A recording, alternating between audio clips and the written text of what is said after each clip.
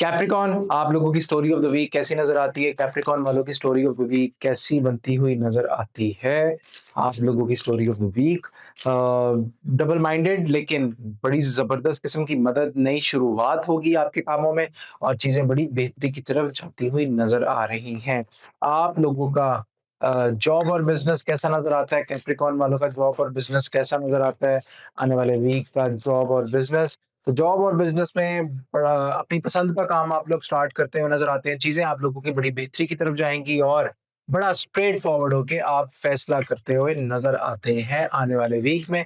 आप लोगों की मैरिज और लव की एनर्जी कैसी नज़र आती है? कैप्रिकॉर्न वालों की लव और मैरिज की एनर्जी कैसी नज़र आती है? तो लव और मैरिज की एनर्जी में आपको थोड़ा-सा अपना गुस्सा कंट्रोल करना पड़ेगा। मामलात को थोड़ा-सा मैच्योरिटी के साथ आपको लेकर चलना पड़ेगा।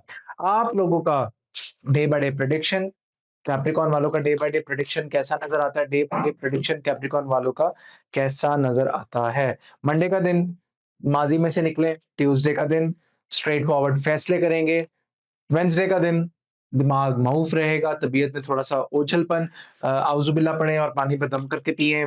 थर्सडे का दिन दिल पर कोई बात मत लीजिएगा, दिल टूट सकता है आपका इस दिन। फ्राइडे का दिन नज़रों में रहेंगे, चीज़ों को आप थोड़ा-सा बेहतर हैंडल कर सकते हैं।